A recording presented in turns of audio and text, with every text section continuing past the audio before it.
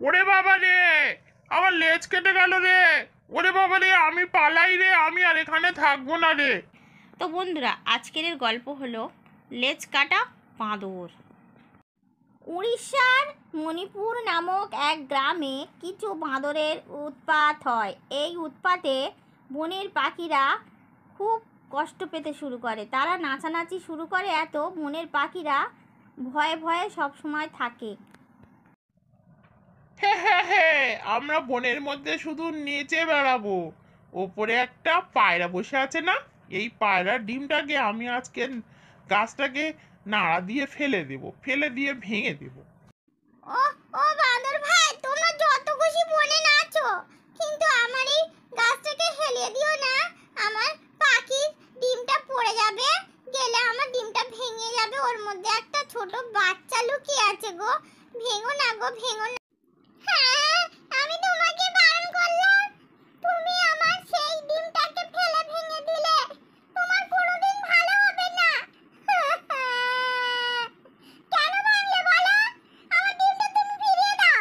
আমার ডিমটা তুমি ফিরিয়ে দাও, নইলে আমি তোমাকে অভিশাপ দেব।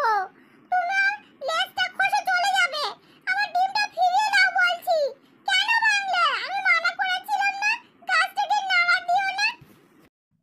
বেশ করেছি, ভেবেছি আবার কালকে আসবো, এসে সব গাছগুলো নাড়া দেব, যে গাছে ডিম আছে সব ফেলে দিয়ে ভেঙে দেবো।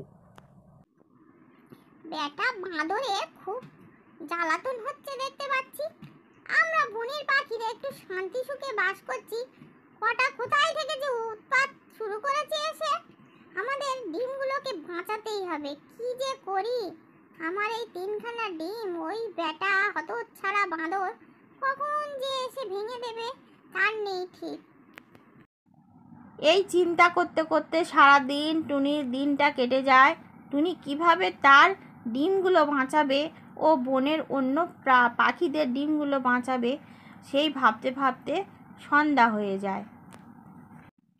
পরের দিন সকালবেলা টুনি তার ডিম কটাকে রেখে একটু খাবারের খোঁজে জঙ্গলের দিকে বেরিয়ে পড়ে।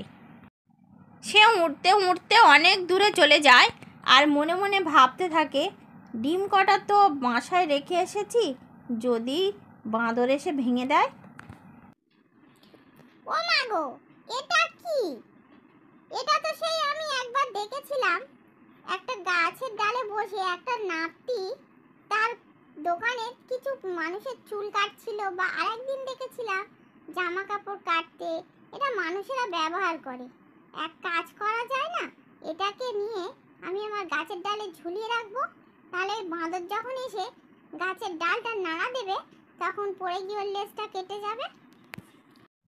আমরা আবার হাজির হয়ে গেছি নাচার জন্য। এটুনি, আবার হাজির হয়েছি রে, গাছটা নাড়া দেবো রে। আমাদের সাথে নাচবি? আয় না, একটু নাচ, ভালো লাগবে, আয়।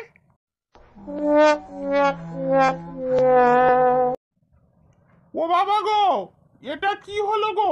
একটু সামান্য গাছে হাত না দিতেই ওপর থেকে এটা কি পড়লো, দাঁড়ালো। ও বাবা গো, আমার লেজটা তো কেটে গেছে গো। আমি তো সমাজে মুখ দেখাতে পারবো না গো। ও বাবা, আমি লেজ কাটা বাঁদর হয়ে গেছি। ও বাবা, আমার সাথে এটা কি হলো? আমি আর সমাজে মুখ দেখাতে পারবো না। অটো নিবান, এটা তুই কি করলি? যা করেছি ঠিক করেছি। এবার তো আমার ডিম কটা বেঁচে গেল, আমিও বেঁচে গেলাম, আমার আর পাখিরাও বেঁচে গেল। ও বাবা রে, আমি পালিয়ে যাই, আর থাকবো না রে। সেই দেখে আর বাঁদরেরা ভয়ে সেখান থেকে পালিয়ে গেল। তো বন্ধুরা, আমার এই ছোট্ট গল্পটা তোমাদের কেমন লেগেছে? যদি ভালো লেগে থাকে তাহলে ছোট্ট করে একটা লাইক দিয়ে দাও, আর যদি চ্যানেলে নতুন থাকো তাহলে একটা সাবস্ক্রাইব করে দাও, আর যদি বেশি ভালো লেগে থাকে বন্ধু বান্ধবদের মধ্যে অবশ্যই শেয়ারটা করে দাও।